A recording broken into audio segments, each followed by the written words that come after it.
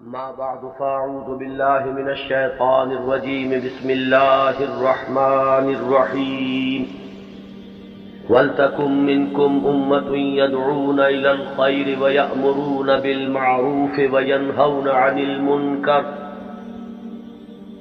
وأولئك هم المفلحون صدق الله العظيم رب اشرح لي صدري ويسر لي أمري واحلل عقدة من لساني يفقهوا قولي اللهم ربنا ألهمنا رشدنا وأعذنا من شرور أنفسنا اللهم أرنا الحق حقا وارزقنا اتباعه وأرنا الباطل باطلا وارزقنا اجتنابه اللهم انصر من نصر دين محمد صلى الله عليه وسلم واجعلنا منهم واخذل من خذل دين محمد صلى الله عليه وسلم ولا تجعلنا معهم آمین یا رب العالمین۔ حضرات، گزشتہ جمعے میں نے کچھ اشارہ کیا تھا کہ آج امام مہدی کے بارے میں جو ہمارے ہاں تصورات ہیں ان کے موضوع پر کچھ گفتگو ہوگی۔ یہ اصل میں ایک سلسلے کی کڑی ہے۔ 12 ربیع الاول کو جو تقریر میں نے کی تھی قرآن اکیڈمی میں ختم نبوت اور تکمیل رسالت کے موضوع پر،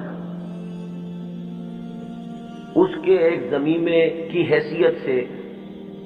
نزول مسیح کا مسئلہ زیر بحث آیا۔ اب ظاہر بات ہے کہ نزول مسیح سے پہلے رفع مسیح علیہ الصلاۃ والسلام کا مسئلہ ہے۔ چنانچہ میں نے پہلے تو ایک مفصل تقریر اس موضوع پر قرآن اکیڈمی ہی میں کی، اور پھر میرا ذہن چونکہ ادھر متوجہ ہوا کہ یہ اہم موضوع ہے، اس پر زیادہ وسیع حلقے میں بھی گفتگو ہونی چاہیے، تو 2 جمعوں میں بھی اس موضوع پر گفتگو ہوئی، بلکہ 3 جمعوں میں گفتگو ہو چکی ہے۔ بعض ضمنی مسائل وہ تھے اس مسئلے سے متعلق جن پر پچھلے جمعے میں گفتگو ہوئی۔ اب آج اسی ضمن میں چونکہ ایک مسئلہ جنہیں عام طور پر امام مہدی کہا جاتا ہے ان کا بھی ہے، اور اس کا تعلق اس پہلو سے بھی ہے کہ آن جہانی غلام احمد قادیانی نے جہاں مسیح موعود ہونے کا دعویٰ کیا وہاں مہدی معبود ہونے کا دعویٰ بھی کیا، اور ایک نہایت ضعیف روایت کا سہارا لے کر کہ لا مہدی الا عیسیٰ، انہوں نے اپنی ذات میں ان دونوں وعدوں کو جمع کر دیا کہ جن احادیث میں حضرت مسیح علیہ السلام کے نزول کی خبر دی گئی ہے وہ بھی مسیح عیسیٰ ابن مریم نہیں بلکہ مسیح وہ میں ہوں،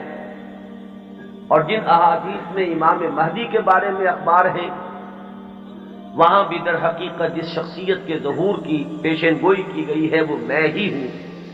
تو ایک ہی شخصیت میں یہ دونوں پیشین گوئیاں جو ہے احادیث کی ان کو اس نے جمع کر دیا، اور یہ بات سامنے رہے کہ اس شخص سے اپنے آپ کو منسوب کرنے والے جو 2 گروہ ہمارے ہاں ہیں، ایک وہ کہ جنہیں ہم اصل قادیانی یا اب ربوائی کہتے ہیں، اور دوسرے وہ کہ جو لاہوری کہلاتے ہیں، یہ دونوں ان دونوں دعووں کے بارے میں متفق ہیں۔ اختلاف ایک اضافی دعوے کے بارے میں ہے، وہ اپنی زندگی کے آخری دور میں صریحاً نبوت کا دعویٰ ہے جو غلام احمد قادیانی نے کیا۔ اس دعوے کے بارے میں کچھ تعویلوں کے حوالے سے لاہوری جماعت منکر ہے کہ وہ دعویٰ ہوا ہی، یا یہ کہ اس کی تعویل ایسی کرتے ہیں کہ موقف ان کا یہ ہے کہ ہم غلام احمد کو نبی نہیں مانتے بلکہ ہم مسیح موعود اور مہدی معبود مانتے ہیں۔ تو جہاں تک ان دونوں دعووں کا تعلق ہے ان میں یہ دونوں جماعتیں مجتمع ہیں، ان کو ان دونوں حیثیتوں سے ماننے والے یہ ہیں، صرف جو فرق ہے ان کے مابین وہ نبوت کے دعوے کے بارے میں۔ اب اس مسئلے پر اس تمہید کے بعد جو بات میں کرنا چاہتا ہوں جو اہم ترین ہے وہ یہ ہے کہ امام مہدی کا جو تصور ہمارے ہاں ہے اس میں ذہنوں میں بڑا انتشار ہے، کنفیوژن، اس لیے کہ دو مہدی جمع ہو گئے۔ ایک تصور مہدی کا وہ ہے جو اہل تشیع کے ہاں ہے، اور ایک تصور مہدی کا وہ ہے جو اہل سنت کے ہاں ہے۔ ان دونوں میں زمین و آسمان کا فرق ہے۔ صرف ایک لفظی اشتراک نے، ایک نام کے مشترک ہونے نے ذہنوں کے اندر بہت سے مغالطوں کا جال جو ہے وہ پھیلا دیا ہے۔ اس کے لیے مجھے جو بنیادی فرق ہے اہل سنت میں اور اہل تشیع میں، اس میں سے ایک موضوع پر گفتگو کرنی ہے۔ اہل سنت کا جو مجمع علیہ عقیدہ ہے، اسی سے ہم نے گفتگو شروع کی تھی، وہ ختم نبوت ہے۔ نبی اکرم صلی اللہ علیہ وسلم پر ہر نوع کی نبوت ختم ہو چکی ہے۔ آپ کے بعد کوئی نبی نہیں ہے، نہ کوئی ذلی ہے، نہ بروزی ہے، نہ جزوی ہے، نہ کلی ہے، نہ صاحب شریعت ہے، نہ بغیر شریعت ہے، نہ صاحب کتاب ہے، نہ بغیر کتاب۔ نبوت کی بنیاد ہے وحی نبوت پر، اور وحی نبوت کا دروازہ بند ہو چکا، یہ کھڑکی ہمیشہ ہمیشہ کے لیے بند ہو۔ اسی ضمن میں نبوت کا خاصہ ہم مانتے ہیں عصمت، معصوم ہونا۔ معصومیت جو ہے یہ خاصہ نبوت ہے اہل سنت کے نزدیک۔ جب نبوت ختم ہوئی تو معصومیت بھی ختم، اب خطا کا امکان ہے، اجتہاد کا دروازہ ہے کھلا، کوشش کرو، محنت کرو، صحیح سے صحیح رائے تک پہنچنے کے لیے ایڑی چوٹی کا زور لگاؤ، کتاب و سنت کے جو محکمات ہیں، جو اس کی اساسات ہیں، اس سے استدلال کرتے ہوئے، استنباط کرتے ہوئے نتائج تک خود پہنچو، یہ اجتہاد ہے۔ اس اجتہاد میں جہاں ثواب کا امکان ہے، خطا کا، ثواب یہاں سے والا ثواب نہیں، فواد والا ثواب، جس سے آپ بولتے صائب الرائے، وہ شخص کہ جس کی رائے صحیح ہوتی ہے۔ تو ثواب کا بھی امکان ہے کہ صحیح رائے تک انسان پہنچ جائے، اور خطا کا بھی احتمال ہے۔ یہ جو خطا کا احتمال ہے، اگر پوری نیک نیتی سے خطا ہوئی ہو، انسان کی اپنی نیت میں کوئی فساد نہ ہو، اس کے اپنے اندر کوئی اس کے ارادوں میں کجی نہ ہو، تو اگر خلوص اور اخلاص کے ساتھ ایک مجتہد غلطی کرتا ہے، خطا کرتا ہے، ہمارا موقف یہ ہے کہ اسے بھی اجر ملے گا، اکیرا اجر ملے گا، اس لیے کہ اجتہاد کا مادہ وہی جہد ہے۔ اس نے خلوص کے ساتھ محنت کی ہے، جد و جہد کی ہے، مطالعہ کیا ہے، غور و فکر کیا ہے، کتاب و سنت کی نصوص کو کھنگالا ہے، اس نے ایک رائے قائم کی ہے۔ اس رائے کے قائم کرنے میں اگر وہ بربنائے طب بشری کسی خطا کا مرتکب ہو گیا ہے تو یہ اس کے دسترس سے، اس کے اختیار کے دائرے سے باہر ہے، لہذا اسے اس کی محنت کا جو ثواب ضرور ملے۔ تو مجتہد مختی کے لیے اکیرا ثواب ہے، اور مجتہد مصیب یعنی جو ثواب تک پہنچ گیا، صحیح رائے تک پہنچ گیا، اس کے لیے دوہرا ہے۔ یہ معاملہ میں نے اس سے پہلے بھی ایک مرتبہ عرض کیا تھا کہ ہمارے ہاں اتنا قطعی ہے کہ ہمارے نزدیک حضرت ابو بکر بھی معصوم نہیں ہے، حالانکہ بالاتفاق وہ سب سے افضل ہے پوری نوع انسانی میں انبیاء کے بعد، افضل البشر بعد الانبیاء بالتحقیق، صرف اس امت میں نہیں، کل نوع انسان، جیسے کہ محمد رسول اللہ صلی اللہ علیہ وسلم تمام انبیاء سے، تمام رسولوں سے افضل ہے، اسی طرح آپ کی امت کے جو صدیق اکبر ہیں وہ تمام امتوں کے صدیقین سے افضل ہے، افضل البشر بعد الانبیاء بالتحقیق ابو بکر الصدیق رضی اللہ تعالیٰ۔ اب آپ سوچئے، ہماری یہ رائے ہے، کسی کی ہو یا نہ ہو اس سے اس وقت سروکار نہیں ہے،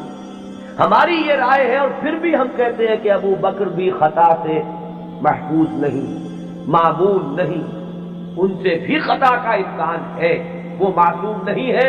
عصمت جو ہے وہ خاصہ نبوت ہے، وہ محمد کے ساتھ ختم ہو گئی صلی اللہ علیہ وسلم۔ ابو بکر سے خطا ہو سکتی ہے، عمر سے ہو سکتی ہے، عثمان سے ہو سکتی ہے، علی سے ہو سکتی ہے، ہر شخص سے ہو سکتی ہے۔ اگر ان چار سے ہو سکتی ہے تو بقیہ پوری نوع انسانی تا قیام قیامت جو آنے والی ہے، ان میں کوئی ان سے افضل نہیں ہو سکتا، بات ختم۔ لیکن اہل تشیع کا عقیدہ یہ ہے کہ نبوت کا دروازہ تو بند ہوا ہے، لیکن اس کے بعد امامت معصومہ کا ایک سلسلہ چل رہا ہے، اور یہ امامت معصومہ اہل بیت میں ہے۔ نبی اکرم صلی اللہ علیہ وسلم کی جو اولاد حضرت فاطمہ رضی اللہ تعالی عنہا سے چلی ہے، یہ اس میں امامت معصومہ کا ایک سلسلہ ہے کہ چل رہا ہے۔ تو آپ اچھی طرح جان لیجئے کہ ہمارے نقطۂ نگاہ سے تو وہ بھی ایک جزوی نبوت ہو گئی، جہاں خاصہ عصمت آ گیا، نبوت کا ایک جز آ گیا۔ تو ہمارے اور ان کے درمیان جو سب سے اہم اختلاف ہے یہ کہ صحابہ میں افضل کون ہے، یہ معاملہ تو کچھ لوگوں کے اپنے ذوق کا بھی ہو سکتا ہے، مزاج اور استاد کا بھی ہو سکتا ہے۔ ظاہر بات ہے کہ پسند ناپسند پر تو انسان کو اختیار بھی نہیں ہوتا۔ میں نے کئی مرتبہ عرض کیا کہ ایک ہی پودا ہے گلاب کا، اس پر پھول کھلے ہوئے ہیں،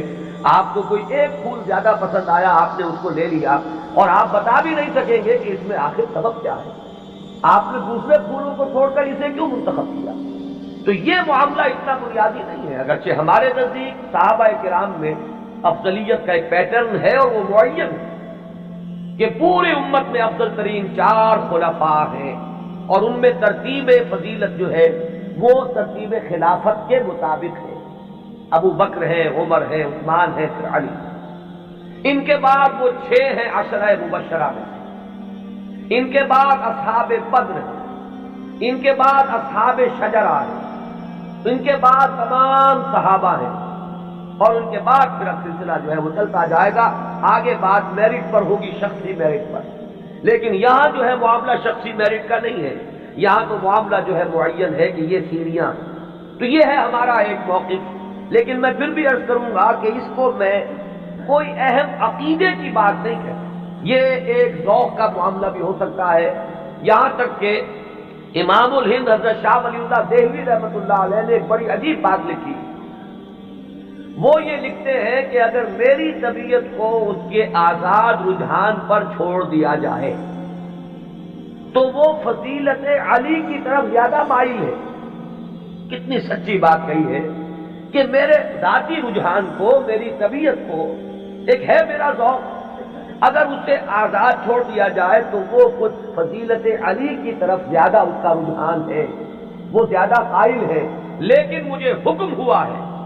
کہ میں فضیلت کا اقرار کروں ابو بکر اور عمر اور عثمان۔ اب یہ ہے مقام، یہ جامعیت ہے، یہ توازن ہے۔ لہذا میں عرض کروں گا کہ اس مسئلے کو میں پھر بھی ثانوی کہوں گا، دوسرے درجے میں، لیکن یہ جو بنیادی بات ہے یہ بہت بڑا اختلاف ہے، اور ہمارے اعتبار سے تو در حقیقت یہ ایک جزوی نبوت ہے کہ جس کے قائل ہیں ہمارے یہ بھائی جو اپنے آپ کو اہل تشیع۔ بہرحال ان کا بھی آگے سلسلہ، یہ عام معلومات کے لیے بھی بات ہے کہ ذہنوں میں رہنی چاہیے، ہمیں اکثر و بیشتر بڑی بنیادی باتیں بھی اپنی تاریخ کی معلوم نہیں۔ ہم چونکہ سنی ہیں، سنیوں کے اختلافات کو ہم خوب جانتے ہیں، لیکن یہ کہ اہل تشیع میں اختلاف آگے کیا ہوئے ہیں اکثر و بیشتر ہمارے علم میں نہیں۔ ان کا جو یہ معصوم امامت کا سلسلہ ہے، حضرت علی، حضرت حسن، حضرت حسین، حضرت حسین کے صاحبزادے حضرت علی بن حسین جنہیں امام زین العابدین کے نام سے پکارا جاتا ہے، پھر ان کے بیٹے ہیں محمد باقر، ان کے بیٹے ہیں جعفر، جن سے فقہ جعفری چل رہی ہے۔ یہ 6 امام تو ان کے ہاں متفق علیہ، ان میں تو یہ جو شاخ چلی ان میں کوئی اختلاف نہیں ہے کہ یہ سب کے نزدیک ان میں متفق علیہ ہے ان کی امامت، اور یہ سب امام معصوم شمار ہوئے۔ لیکن 7ویں امام پر آ کر ان کے ہاں ایک تقسیم ہو گئی۔ بڑے بیٹے اسماعیل تھے تو ان سے ان کے ماننے والے اسماعیلی کہلائے۔ اختلاف ہوا کہ اب امامت جو ہے حضرت جعفر صادق کی اولاد میں سے کس کی طرف منتقل ہوئی، اختلاف ہو گیا۔ بڑے بیٹے کے ماننے والے یہ کہلائے اسماعیلی، اور چھوٹے بیٹے سے جو چلا وہ پھر مسئلہ وہی چل رہا ہے۔ ان کے پھر مزید 6 امام ہیں، جن میں سے 11ویں امام جو ہے ان کے بارے میں ایک تو تاریخ کی روایت یہ ہے کہ وہ لا ولد فوت ہو گئے، اور ایک روایت جو اہل تشیع کے ہاں ہے وہ یہ ہے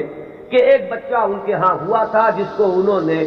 اخفاء سے کہیں بھیج دیا باہر، اندیشہ یہ تھا کہ حکومت وقت اس کو قتل نہ کرے۔ وہ ہے ان کے تصور میں امام مہدی، وہ جن کو بچا لیا گیا تھا وہ کہیں کسی غار میں روپوش ہے، اور وہی ہے آخری زمانے کے قریب ان کا ظہور ہوگا۔ وہ زندہ ہے، غار میں موجود ہے، ان کا ظہور ہوگا، وہ امام المہدی ہے۔ اور ان کے آنے کے بعد پھر یہ مسلک بھی ظاہر بات ہے کہ اسلام ان کے نزدیک تو وہی ہے جسے وہ اسلام کہہ رہے ہیں، یعنی شیعیت جسے ہم کہتے ہیں، اس مسلک کی بھی فتح ہوگی، اور یہی اسلام جو ہے پھر پوری دنیا کے اوپر چھا جائے گا۔ انہیں قائم آل محمد بھی ان کے ہاں کہا جاتا ہے۔ تو یہ ہے تصور امامت کا اور امام مہدی کا شیعہ حضرات کا۔ کیونکہ درمیان میں میں نے بات آپ کو ایک بتائی تھی کہ ساتویں امام پر آ کر اختلاف ہوا ہے، تو جو بڑے بیٹے اسماعیل سے جو سلسلہ چلا وہ بھی کچھ عرصے کے بعد دو حصوں میں تقسیم ہو گیا۔ ان میں سے ایک حصہ ابھی چل رہا ہے کہ وہ امامت نسلاً بعد نسل چلی آ رہی ہے، وہ تو ہمارے ہاں کے یہ اسماعیلی ہیں۔ یہ اسماعیلی اس وقت جو ان کے امام ہیں، آغا خان تھے، آغا خان کے پوتے اب ان کے امام ہیں، اب کریم آغا خان، یہ ان کے نزدیک امام معصوم ہیں، ان سے کسی خطا کا امکان ہی نہیں۔ سر سلطان محمد خان جو آغا خان تھے، ان کے تو یہ الفاظ بھی منقول ہوئے ہیں کہ جب میں شراب پیتا ہوں تو شراب جب میرے ہونٹوں کو مس کرتی ہے تو پاک ہو جاتی ہے۔ یعنی یہ امام معصوم تو وہ شے ہے کہ جس سے کوئی ناپاک چیز چھوئے گی تو پاک ہو جائے گی۔ جیسے وہ تصور ہے کہ ایک چیز، ایک پتھر کوئی ایسا بھی ہے کہ جس کو وہ چھو لے وہ سونا بن جاتا ہے، تو اسی طریقے سے یہ امامت معصومہ کیا ہے اس کا آپ تصور کیجئے۔ تو جو ایگزیکٹ لائن ہے امامت کی وہ تو در حقیقت ان کے ہاں ہے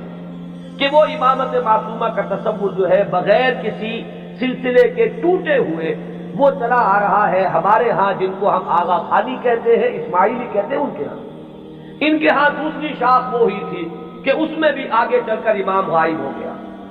وہ دوسرا امام ہے غائب۔ تو ایک امام غائب تو وہ ہے جنہیں امام المہدی کہا جاتا ہے، وہ ہمارے ہاں کے جو عام شیعہ حضرات ہیں جنہیں اثنا عشری شیعہ کہتے ہیں، یعنی 12 اماموں کے ماننے والے۔ ایک وہ جو شاخ اوپر والی ہے اس کو شش امامیہ کہتے ہیں، یعنی 6 اماموں تک تو متحد آئے، اس کے بعد 6 کے بعد 7ویں امام پر ایک شاخ نکل گئی، تو وہ شش امامیہ کہلاتے ہیں ان کے نزدیک، اور خود کو یہ کہتے ہیں اثنا عشری۔ لہذا کسی بھی شیعہ دوست سے اگر بات ہو، آپ شیعہ کہیں گے تو وہ کچھ برا مانے گا، چپ رہے، آپ سے احتجاج نہ کرے تو بات اور ہوگی۔ لیکن یہ کہ اگر آپ ان سے مہذب انداز میں سوال کرنا چاہیں تو آپ کا سوال یہ ہونا چاہیے کہ کیا آپ اثنا عشری ہیں؟ یہ لفظ وہ ہے جو خود اپنے لیے اختیار کرے۔ لہذا وہ 12 اماموں والا سلسلہ کے 6 متفق علیہ، 5 بعد میں، اور جو 12ویں امام ہیں ان کے وہ عہد طفولیت ہی میں کہیں ان کو بھیج دیا گیا، کہیں حفاظت کے ساتھ، اور وہ کسی غار میں ابھی ہے اور وہ وہیں سے ظہور کریں گے۔ لہذا یہ جو اصل شیعیت ہے ان کا امام غائب ہے اور یہ اس کے انتظار میں ہے کہ وہ آئیں۔ ایک حالت منتظرہ جو ہے اس شیعیت پر یہ چلی آ رہی ہے۔ اس میں یہ بھی بتا دوں، یہ بھی دلچسپی کی بات ہے کہ حال ہی میں ایک بہت بڑا انقلابی قدم اٹھایا ہے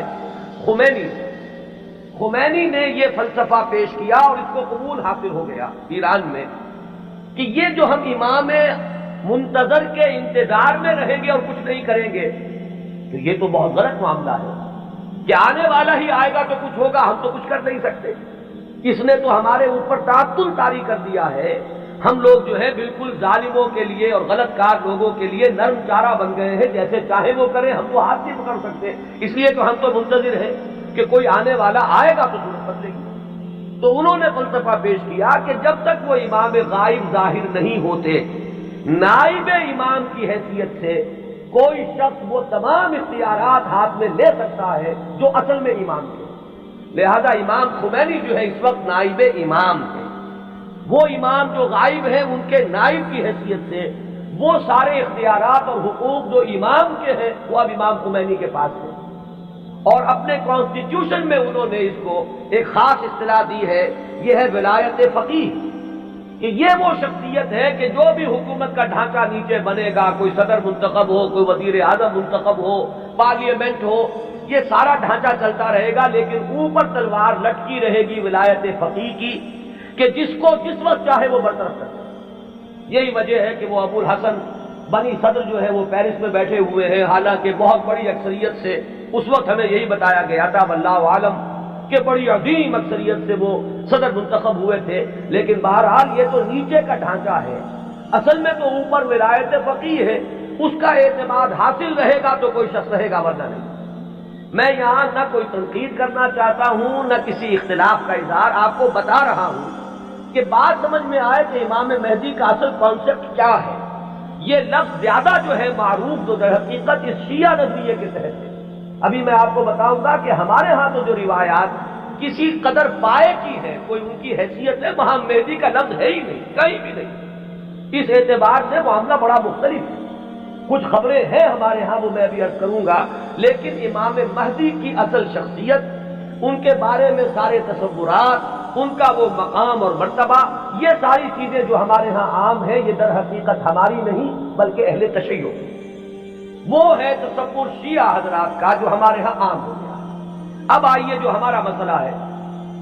اہل سنت کے ہاں بھی یہ خبریں موجود ہیں، بلکہ میں اس کو شروع کروں گا ختم نبوت کے بعد۔ وہ کیا اقدامات ہیں کہ جو اس امت میں اللہ تعالیٰ نے اپنی مشیت کاملہ کے تحت کیے ہیں، کہ جن کے بارے میں اس وقت جرأت کر کے ایک لفظ استعمال کر رہا ہوں کہ جو نبوت کی قائم مقامی کی حیثیت اختیار کر رہے ہیں۔ ان میں سب سے پہلا قدم تو میں تفصیل سے عرض کر چکا ہوں، قرآن کی حفاظت۔ اللہ تعالیٰ نے ذمہ لیا، انا نحن نزلنا الذکر وانا لہ لحافظون، ہم نے ہی اس ذکر کو نازل کیا ہے اور ہم ہی اس کے محافظ۔ یہ میں عرض کر چکا ہوں اس سے پہلے اپنی تقریروں میں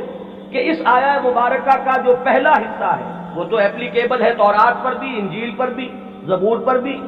صحیفہ ابراہیم پر بھی۔ قرآن مجید میں تو گواہی ہے کہ حضرت ابراہیم کو بھی ایک کتاب ملی تھی، ان ھذا لفی الصحف الاولی صحف ابراہیم و موسیٰ۔ لیکن یہ کہ یہ پہلا حصہ تو سب پر اپلیکیبل، ان کی عصبیت کہہ لیں، تعصب کہہ لیں، وہ پختہ ہو چکا ہے۔ لیکن یہ کہ ہر جگہ کچھ لوگ ہوتے ہیں کہ اگر انہیں متوجہ کیا جائے تو کسی حقیقت پر غور کرنے کے لیے تیار ہو جائے۔ تو چونکہ ان کے ہاں جو بات چلی، اجرائے وحی سے بات شروع ہوئی، تو ایک بڑی عام جو سطح ہے، کامن سینس کی سطح، اس پر وہ بات ان کی بڑی وزنی تھی۔ بات یہ تھی کہ جب نبوت کی اصل ضرورت ہے انسان کی ہدایت، تو انسان ختم نہیں ہوا، نبوت کیسے ختم ہو گئی؟ آخر نبوت، میں اب ان کی طرف سے بات کر رہا ہوں، کہیں کوئی مغالطہ آپ کو نہ ہو جائے، اس لیے کہ جب تک آپ اپنے مخالف کے موقف کو صحیح طور پر نہیں سمجھیں گے تو آپ کیسے اس کے بارے میں کوئی ججمنٹ آپ نہیں دے سکتے۔ ان کی دلیل کیا ہے کہ نبوت کوئی ہابی تو نہیں تھی بعد اللہ کی، جب چاہا جاری رکھا، جب چاہا ختم کر دیا۔ یہاں ہر چیز جو ہے حکمت کے ساتھ ہے، کوئی مقصد ہے، کوئی غایت ہے، ربنا ما خلقت ھذا باطلا۔ تو نبوت کی اصل غرض و غایت نوع انسانی کی ہدایت یا اتمام حجت۔ اب وہ نوع انسانی ختم نہیں ہوئی تو نبوت کیسے ختم ہو گئی؟ وحی کا دروازہ کیسے بند ہو گیا؟ یہ دلیل تھی جو کامن سینس کے لیول پر کافی اپیلنگ ہے، بات سمجھ میں آتی ہے۔ یہاں ہمیں سمجھنا ہوگا کہ جب ہم اس کے قائل ہیں کہ نبوت، وحی نبوت کا دروازہ بند ہو گیا، تو خلق کی ہدایت کی جو ضرورت ہے اس کو اب کن ذرائع سے پورا کیا گیا؟ ان چیزوں کو اگر سمجھ لیا جائے تو وہ دلیل کٹ جائے۔ پہلی بات میں عرض کر چکا ہوں پوری تفصیل سے اپنی سیرت کی تقاریر میں بھی اور بعد میں بھی، کہ پہلی بات یہ کہ ہدایت خداوندی اپنے مرحلہ تکمیل کو پہنچ گئی قرآن مجید میں۔ اس حقیقت کا جتنا ادراک ہوگا اور شعور کی سطح پر جتنی ریئلائزیشن ہوگی اس کی، اتنا ہی یوں سمجھیے کہ اس فتنے کا دروازہ بند ہوتا چلا جائے کہ وہ ہدایت جو وحی کے ذریعے سے دینی مقصود تھی، وہ اپنے کلائمیکس کو، نقطہ عروج کو، اپنے نقطہ کمال کو پہنچ چکی قرآن مجید۔ اور دوسری بات یہ کہ اس ہدایت خداوندی کا وہ جو اب مخزن ہے، علامہ اقبال کے الفاظ میں نوع انسان را پیام آخرین حامل رحمت للعالمین، اس کی حفاظت کا ذمہ اللہ نے لیا۔ اب یہ ایک بہت بڑا ہسٹوریکل فیکٹ ہے کہ اگرچہ ہم مانتے ہیں سابقہ کتابیں بھی اللہ کی نازل کردہ تھیں، لیکن ان کی حفاظت کا ذمہ نہیں لیا گیا۔ کیا وجہ؟ ترجیح بلا مرجح تو ظلم قرار پائے گی، کوئی نہ کوئی بنیاد ہے ترجیح کی، کہ اس کی حفاظت کا ذمہ لیا اور ان کی حفاظت کا ذمہ نہ لیا۔ کیوں؟ اس لیے کہ یہ ہدایت کامل اور آخری ہدایت ہے. اگر یہ بھی گم ہو جائے تو پھر تو یا تو اس کھڑکی کو کھولیے، وہی نبوت کا دروازہ پھر کھلنا چاہیے، ورنہ یہ ہے کہ اگر یہ محفوظ ہے تو پھر کوئی منطقی ضرورت اور عقلی ضرورت اس کھڑکی کے کھولنے کی نہیں. تو پہلا انتظام جو اللہ نے کیا ختم نبوت کے بعد، جو ایک خلا پیدا ہوا ہدایت انسانی کے سلسلے میں، اس کے لیے پہلا انتظام قرآن مجید کی حفاظت. اب یہ کتاب محفوظ ہے تا قیام قیامت. اس کے معنی میں لوگ گھپلا کر لیں، اس کے ترجموں میں تحریف ہو جائے، الحاد ہو جائے، ادھر موڑ لیں ادھر تروڑ لیں، خود بدلتے نہیں قرآن کو بدل دیتے ہیں. ہوئے کس درجہ فقیہان حرم بے توفیق. لیکن یہ ترجموں میں ہو سکتا ہے، تفسیروں میں ہو سکتا ہے، متن میں ممکن نہیں ہے. وہ ٹیکسٹ جو ہے ہمیشہ ہمیشہ کے لیے محفوظ ہے. پہلا انتظام یہ. دوسرا انتظام جو ایک ضمانت دی ہے اللہ تعالیٰ نے، اور جس کی خبر دی ہمیں محمد رسول اللہ صلی اللہ علیہ وسلم. ضامن تو اللہ ہے لیکن اس کی خبر دینے والے اللہ کے رسول ہیں. آپ نے فرمایا، یہ دو اعتبارات سے احادیث آتی ہیں، متفق علیہ روایت ہے، لا یزال من امتی امت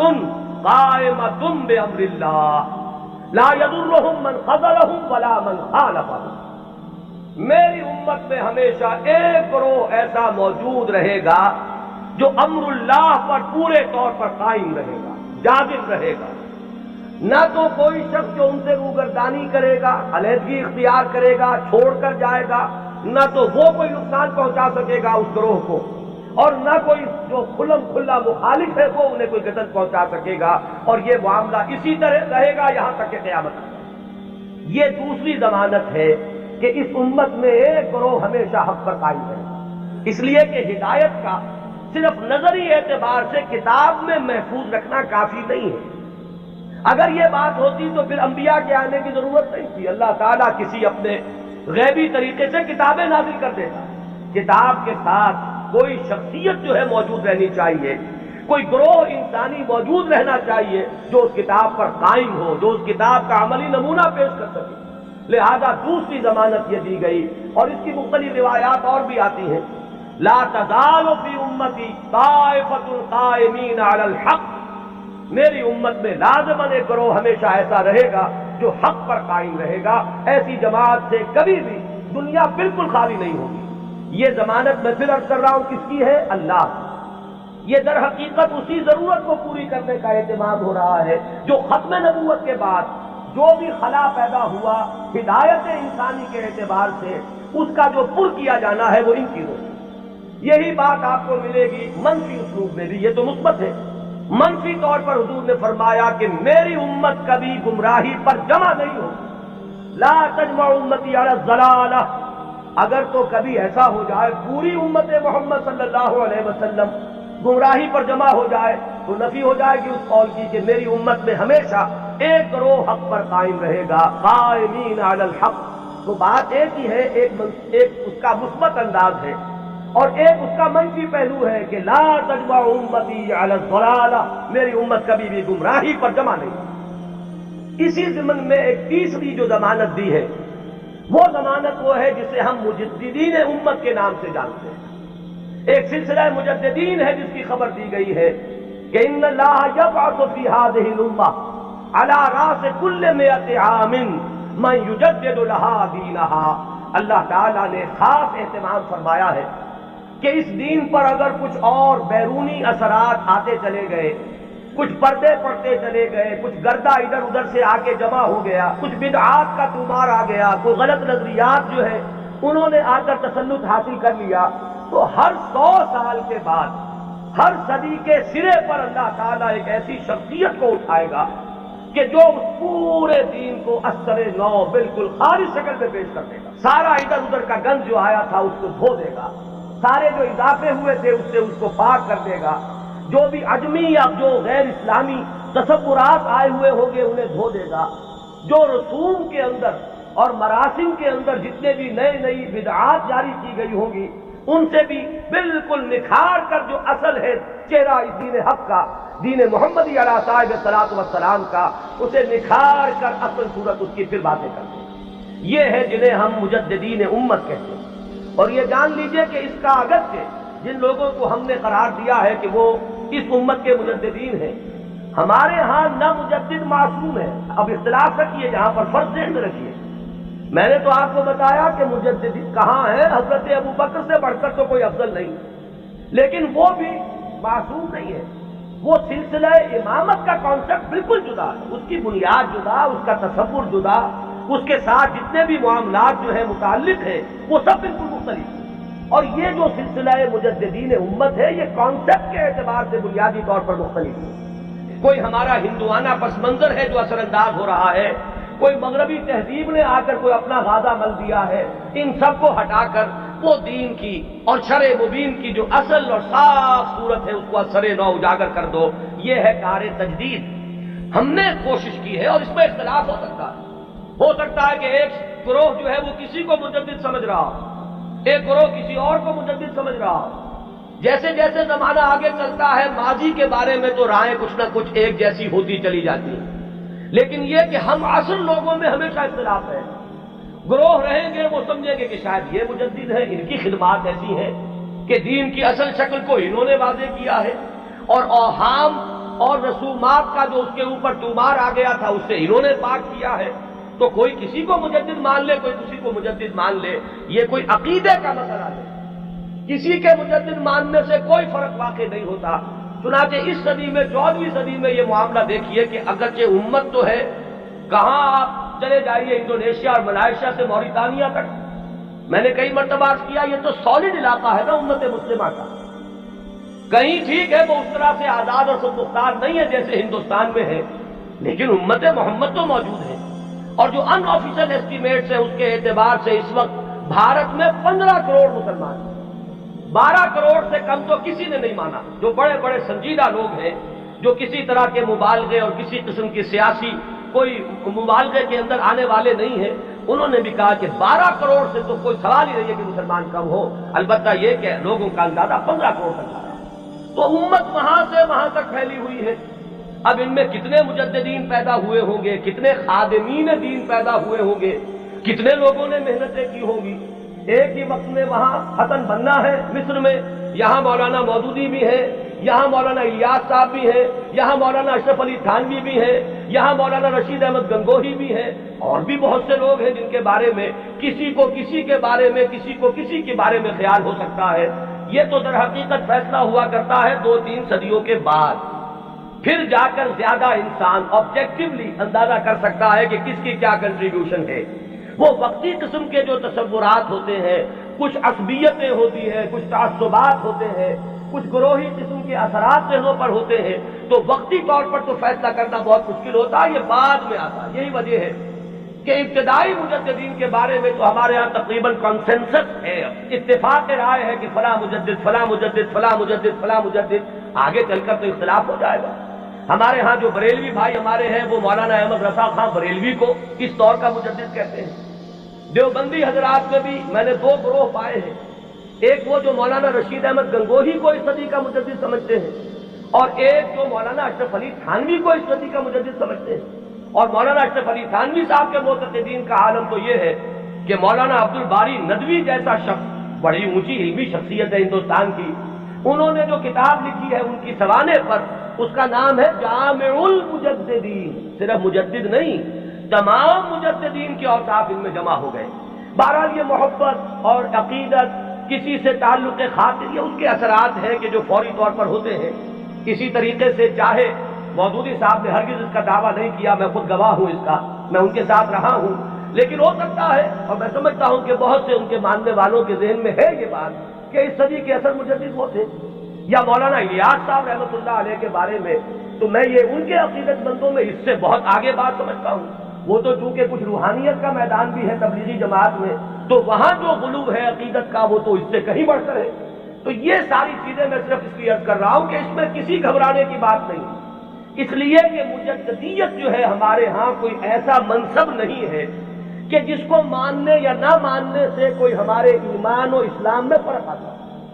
اگر غلام احمد قادیانی کو صرف مجدد مانا گیا ہوتا کبھی تکفیر نہ ہو۔ اب ہمارے یہ لاہوری بھائی جو ہیں جب اپنے مدافعت پہ آتے ہیں تو وہ کہتے ہیں کہ ہم تو صرف مجدد مانتے ہیں۔ ایک زمانے میں اسی وجہ سے اس بات کا قائل رہا کہ قادیانیوں کی تکفیر تو درست ہے، لیکن ان کے بارے میں ہمیں توقف کرنا چاہیے، اس لیے کہ یہ تو نبی نہیں مان رہے، لیکن ثابت یہ ہوا ہے کہ اس شخص نے نبوت کا دعویٰ کیا۔ اب کوئی شخص انکار کرے تو بات اور ہے، اور کم سے کم یہ کہ مسیح موعود مانتے ہیں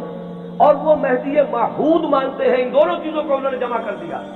اور دعویٰ جو ہے اس کا ثابت ہے کہ اس نے نبوت کا دعویٰ کیا، لہذا ان کے انکار سے انہیں کوئی ریلیف نہیں مل سکتا۔ بارہ جو بات میں عرض کر رہا تھا وہ یہ کہ ہمارا جو یہ تصور مجدد ہے اس کو ذہن میں رکھیے، تو اب اس سے آگے بحث کو بڑھائیے۔ جیسے سلسلہ نبوت و رسالت اپنے ارتقائی مراحل طے کر کے مقام عروج پر، کلائمیکس پر، درجہ کمال پر پہنچا محمد رسول اللہ صلی اللہ علیہ وسلم کی ذات مقدسہ، اسی طرح بالکل منطقی طور پر سمجھیے کہ اب یہ مجددین امت کا سلسلہ بھی قیامت سے پہلے اپنے ایک تکمیلی مرحلے کو پہنچے گا، اور وہ تکمیلی مرحلہ کیا ہے کہ اس امت کی ایک ایسی تجدید ہوگی، اس دین کی ایک اتنی مکمل تجدید ہوگی، وہ دین کے جسے اب پوری دنیا کا دین بننا ہے، جس کی خبر دی ہے محمد رسول اللہ صلی اللہ علیہ وسلم نے۔ تو وہ اخبار و احادیث ہمیں ملتی ہیں کہ جن میں حضور نے یہ خبر دی ہے کہ قیامت سے قبل اور قرب قیامت کے زمانے میں میری امت میں ایک شخص ایسا پیدا ہوگا کہ جو اس دین کو دنیا میں غالب کرے گا، جو اس کے لیے پھر اثر نو جد و جہد کرے گا۔ ظاہر بات ہے کہ وہ سلسلہ مجددین ہی کی آخری کڑی، اس لیے کہ قیامت کے سلسلے میں بات ہو رہی ہے قیامت سے پہلے پہلے ایک ایسی عظیم شخصیت جو ہے مسلمانوں میں پیدا ہوگی، وہ سلسلہ مجددین امت کا یوں سمجھیے کہ مقام عروج ہے، وہ اس کا کلائمیکس ہوگا، وہ اس کا تکمیلی درجہ ہوگا۔ اس ضمن میں جو احادیث آتی ہیں ان کو ہم دو بڑے بڑے گروہوں میں تقسیم کر سکتے ہیں۔ پہلی بات تو یہ جانیے کہ کوئی حدیث اس بارے میں سند کے اعتبار سے اتنی قوی نہیں ہے کہ امام بخاری رحمت اللہ علیہ نے جو اپنا معیار بنایا تھا قبول روایت کا اس پر پوری اتر جائے۔ سب سے کڑا معیار امام بخاری کا ہے، یہی وجہ ہے کہ یہ کہا گیا ہے کہ اصح الکتب بعد کتاب اللہ صحیح البخاری۔ حدیثوں کی چاند پھٹک، کس روایت کو قبول کریں گے کس کو نہیں کریں گے، ہر محدث نے اپنے کچھ شرائط بنا لی، ایک پیمانہ بنا لیا۔ یوں سمجھیے جیسے یہ بجری جہاں کرشر لگے ہوتے ہیں اور اس کے بعد وہ کرش سٹون جو ہے وہ کنویئر بیلٹ پر آتا ہے اور مختلف سائز کی چھلنیاں لگی ہوتی ہیں، کوئی چھوٹے سائز کی چھلنی ہے اس میں سے چھوٹے چھوٹے پتھر جو ہے وہ نکل جائیں گے، اس سے آگے چل کر اور چونکہ گریڈنگ کرنی ہے کہ آدھے انچ سے کم چاہیے بجری تو یہ اس چھلنی میں سے نکل گئی وہ لے جائیے، پھر اس کے بعد آپ کو چاہیے آدھے انچ سے لے کر 1 انچ تک تو اگلی چھلنی ہے وہ اس میں سے نکلیں گے، اس سے آگے اور بڑھتا چلا جائے گا، گریڈنگ ہو جائے گی اس میں۔ تو محدثین نے گریڈنگ قائم کی ہے اپنے معیار میں،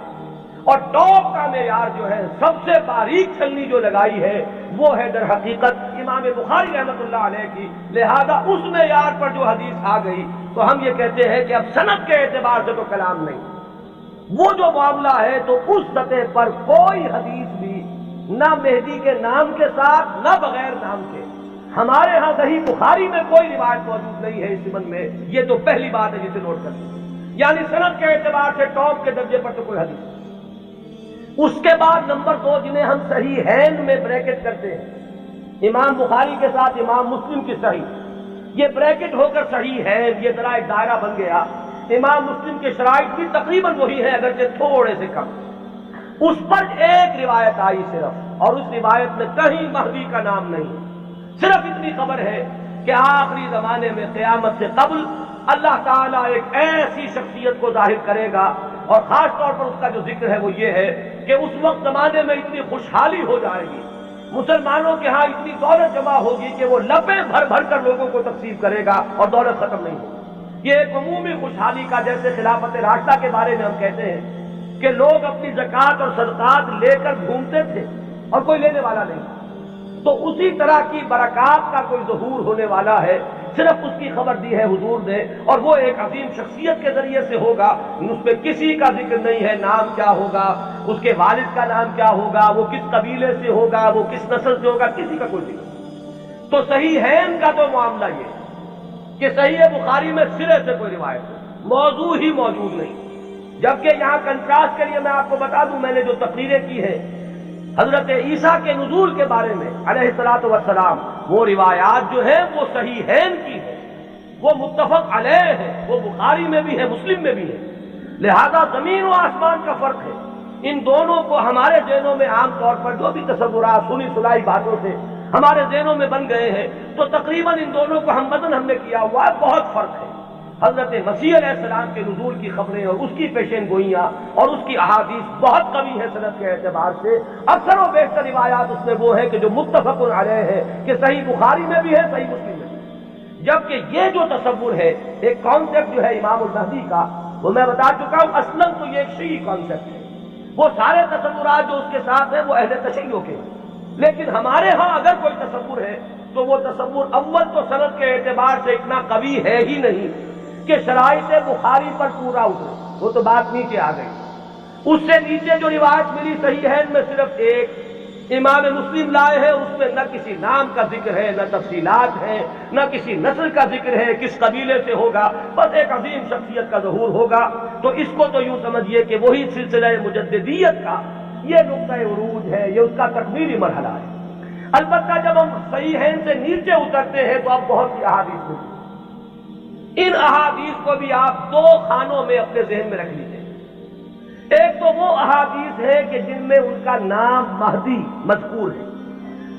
اور اس سے بھی بہتر اور قوی تر احادیث وہ ہیں کہ جن میں نام نہیں۔ پھر ان میں ایک اور فرق ہے، کہیں تو یہ بتایا گیا کہ وہ خاندان فاطمہ سے ہوگا رضی اللہ تعالی عنہ، میری عطرت سے، اہل بیت سے، من ولد فاطمہ کے الفاظ بھی بعض روایات میں۔ بعض روایات وہ ہیں کہ جن میں فرمایا گیا ہے کہ بنو عباس میں سے ہوگا، بعض روایات میں یہ کہ قرشی ہوگا، بعض روایات میں نام ایک اور بھی آیا حارث نام ہوگا،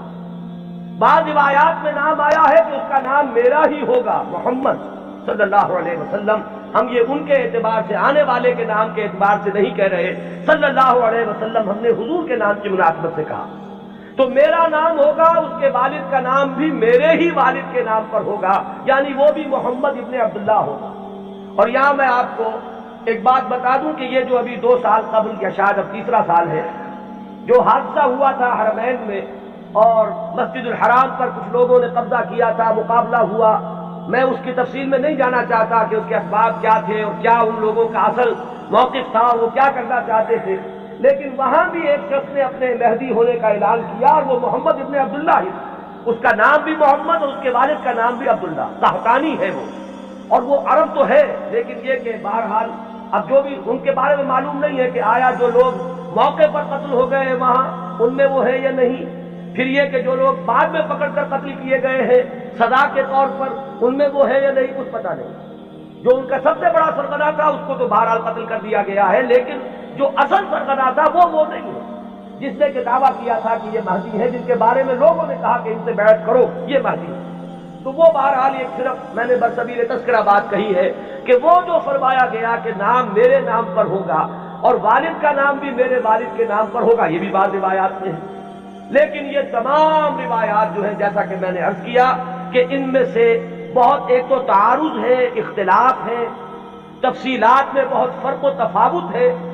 تو اس سے بہرحال جہاں تک حدیث کے متن پر جرح کے لیے اور غور و فکر کے جو اصول بنے ہیں، حدیث پر جو غور و فکر ہوا ہے وہ 2 اعتبارات ہیں، سند پر یا متن پر۔ سند میں تو ہم یہ دیکھیں گے کس نے کس سے سنا، کس نے کس سے سنا، اس نے کس سے سنا، اس نے کس سے سنا، یہ چین متصل ہے یا کہیں ٹوٹتی ہے،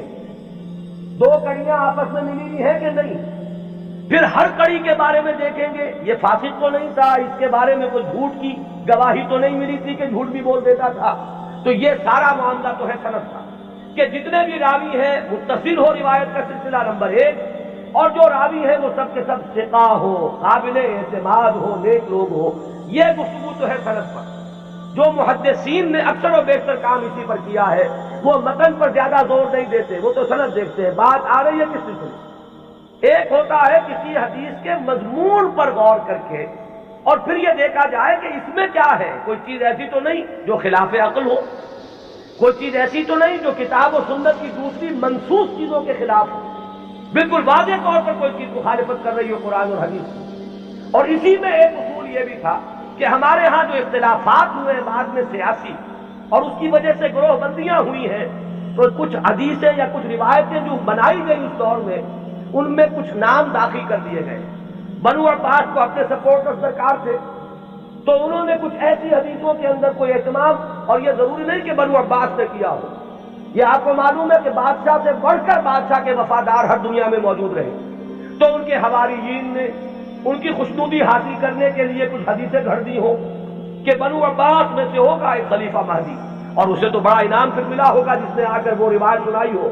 تو یہ ہوتے ہیں وہ محرکات جو وقتی طور پر اختلافات کی بنیاد پر جو روایتیں گھڑی گئی ہیں ان میں چھان پھٹک کرتے ہیں اصولوں پر۔ چنانچہ یہاں تک روایت کے الفاظ ملتے ہیں کہ وہ جو مہدی جب آئے گا تو اس کے جھنڈے کالے رنگ کے ہوں گے اور وہ خراسان سے آئے گا۔ اب ابو مسلم خراسانی آیا تھا جس نے بنو امیہ کی حکومت کا تختہ الٹا اور بنو عباس کی حکومت قائم کی۔ ظاہر بات ہے کہ یہ روایت خود بول رہی ہے کہ یہ بنو عباس کے خوشامدیوں نے بنو عباس کو خوش کرنے کے لیے یہ کوئی روایت گھڑی ہے، اور چونکہ یہ درجہ ثالث درجہ چہارم کی روایات ہیں لہذا ہمیں ان کے متن پر گفتگو کرنے کا حق حاصل ہو۔ صحیح ہے ان کی روایات کا معاملہ مختلف ہو جائے گا، سند کے اعتبار سے اتنی پختہ روایات جو ہے تو ہمیں سوچنا پڑے گا، توقف کرنا پڑے گا کہ ہماری عقل ٹھوکر کھا سکتی ہے، آخر ہمارا بھی تو ہماری منطق بھی تو ٹیڑھی ہو سکتی ہے، وہاں ہمیں رکنا ہوگا۔ لیکن جہاں معاملہ روایت کے اعتبار سے اتنا پختہ نہیں ہے تو ظاہر بات ہے کہ وہاں متن پر گفتگو ہوگی۔ تو اکثر و بیشتر روایات تو اسی نوعیت کی کہ کہیں، کیونکہ آپ کو معلوم ہوگا یہ ہماری تاریخ کا ایک عجیب واقعہ ہے، بنو امیہ کی حکومت کا تختہ الٹا بنو عباس نے، لیکن بنو عباس نے اس کے لیے جو مسلمانوں کو اپنے گرد جمع کرنے کے لیے نعرہ بلند کیا وہ تو تھا خاندان بنی ہاشم اور بنی فاطمہ آل رسول، ان کا نعرہ لگایا، اور جب انہیں حکومت مل گئی تو سب سے بڑھ کر تشدد جنہوں نے کیا ہے آل فاطمہ پر وہ یہی بنی عباس تھے۔ سیاست کے یہ کرشمے دیکھنے میں آتے ہیں، میری گناہ گار آنکھوں نے بھی یہ کرشمہ دیکھا ہے، وہ میں آپ کو سنا دوں۔ سعودی عرب کا اختلاف جب ہوا تھا مصر سے تو اس کا نقشہ میری نگاہوں کے سامنے سن 62 میں پہلی مرتبہ میں نے حج کیا، اور اسی سن میں یہ رابطہ عالم اسلامی کی تاسیس ہوئی۔ مولانا مودودی بھی گئے تھے اس میں شرکت کے لیے، مولانا داؤد غزنوی بھی گئے تھے، میں تو گیا تھا والدین کے ہمراہ حج کے لیے۔ وہاں مولانا داؤد غزنوی نے یہ کہا کہ تم میرے سیکریٹری بن جاؤ، کیونکہ ہر مندوب جو آیا اس کے ساتھ تو سیکریٹری بھی ہے، تو مجھے اور کیا چاہیے تھا، اندھا کیا چاہے دو آنکھیں، کہ میں اس پورے اجلاس کو ان کے سیکریٹری کی حیثیت سے اٹینڈ کر سکوں۔ تو میں نے وہ پورا نقشہ دیکھا۔ اس وقت صورت کیا تھی، اللہ تعالیٰ مغفرت فرمائے شاہ سعود جو بڑے بھائی تھے شاہ فیصل کے بھی اور جو شاہ خالد ہیں ان کے، شاہ سعود اس وقت یوں سمجھیے کہ جو تقریر کی ہے ناصر کے خلاف اور مصر کے خلاف، اس سے زیادہ ذہن میں بجھی ہوئی تقریر کوئی نہیں ہو سکتی۔ جملے مجھے ابھی تک یاد ہیں، نحن فداء الاسلام بارواحنا واجسادنا وهم اعداء اللہ واعداء الدین واعداء الرسول، ہم تو اسلام کے فدائی ہیں، اپنی ارواح سے بھی اپنے اجساد سے بھی ہر چیز اپنی اسلام پر فدا کرنے کو تیار، اور یہ جو ہے اللہ کے دشمن، اللہ کے رسول کے دشمن، اللہ کے دین کے دشمن۔ یہ انداز تھا۔ وہ کہیں تصویر اس زمانے میں چھپ گئی تھی، ظاہر بات ہے کہ مصر تو اس طرح کا آزاد ملک ہے جیسے ہمارا معاشرہ بھی ہے، یہاں سوشلسٹ بھی ہے، ملحد بھی ہے، وہاں بھی ہے۔ تو کسی ملحد رسالے میں یہ پولیگیمی پر ایک کارٹون چھپ گیا تھا، ایک مرغہ درمیان میں ہے اور چاروں طرف 9 مرغیاں، اور یہ کارٹون جو ہے وہ منسوخ کیا تھا، یہ ہے یعنی اشارہ کیا جا رہا تھا توہین آمیز انداز میں نبی اکرم صلی اللہ علیہ وسلم۔ اس کارٹون کا ذکر انہوں نے کیا، یہ کر رہے ہیں وہ مصر میں، اور ظاہر بات ہے یہ ایسی چیز ہے کہ ہر مسلمان کا خون جو ہے کھول اٹھے گا اس سے تصور۔ لیکن یہ کہ پھر آپ سوچئے ہوا کیا، یہ جو اختلاف تھا مصر کا اور سعودی عرب کا، اب اختلاف ہوا 2 بھائیوں کا۔ شاہ فیصل نے جو اس وقت ولی عہد سے تختہ الٹا، حکومت پر قبضہ کیا، وہی شاہ سعود اب جا کر بیٹھے ناصر کی گود میں، جن کی وہ تقریر تھی، انہیں پناہ ملی ہے تو ناصر کی ہاں ملی ہے۔ کشمکش تو سعودی عرب کی اور مصر کی تھی، شخصیات در حقیقت اس میں آ جایا کرتی ہیں وقتی طور پر۔ تو یہ تماشا میری گناہ گار آنکھوں نے بھی دیکھا، اور یہی تماشا تاریخ میں ہوا تھا کہ بنو عباس نے بنو امیہ کی حکومت کا تختہ الٹا اہل بیت رسول کے نام پر، اور پھر اہل بیت رسول پر جتنا ستم کیا ہے بنو عباس نے، اس کا اس نے اشیر بھی نہیں ہے کہ جو بنو امیہ نے کیا۔ بہرحال یہ جب معاملات ہیں تو کہیں بنی فاطمہ کے لیے وہ احادیث ہے، کہیں بنو عباس کے لیے ہے، تو ان روایتوں کا ہمارے ہاں کوئی اونچا مقام نہیں۔ البتہ وہ جو میں نے بات آپ کے سامنے عرض کی کہ دین کا جو ایک تصور ہمارا ہے بحیثیت مجموعی، ختم نبوت کے بعد ہدایت انسانی کا سلسلہ جو جاری ہے وہ کس شکل میں ہے؟ میں نے آج اسی لیے آیت شروع میں پڑھی تھی، وَلْتَكُن مِّنكُمْ أُمَّةٌ يَدْعُونَ إِلَى الْخَيْرِ وَيَأْمُرُونَ بِالْمَعْرُوفِ وَيَنْهَوْنَ عَنِ الْمُنكَرِ وَأُولَٰئِكَ هُمُ الْمُفْلِحُونَ۔ لوگوں اب شخصی نبوت کا دور ختم ہوا، وہ تو آخری اور کامل نبی تھے محمد صلی اللہ علیہ وسلم۔ اب تمہیں اجتماعی سطح پر ایک کام کرنا ہے، وہ کام جو ہوا کرتا تھا رسولوں کے ذریعے سے اب تمہیں کرنا ہے، بحیثیت امت کرنا ہے۔ وَكَذَلِكَ جَعَلْنَاكُمْ أُمَّةً وَسَطًا لِتَكُونُوا شُهَدَاءَ عَلَى النَّاسِ وَيَكُونَ الرَّسُولُ عَلَيْكُمْ شَهِيدًا۔ ہم نے تمہیں امت وسط بنایا ہی اس لیے ہے کہ رسول گواہی دے تم پر اور تم گواہ بن جاؤ پوری نوع انسانی پر۔ یہی ہے فطرت کے مطابق، عقل کے مطابق، منطق کے مطابق کہ وہ جو سلسلہ ختم ہوا رسالت کا اور نبوت کا، در حقیقت اس کی جگہ اب اس امت نے لی ہے۔ اب یہ کلیکٹیو رسپانسبلٹی ہے پوری امت کی، اور امت بحیثیت مجموعی کنتم خیر امت اخرجت للناس تأمرون بالمعروف وتنہون عن المنکر وتؤمنون باللہ۔ اور اگر پوری امت سو جائے،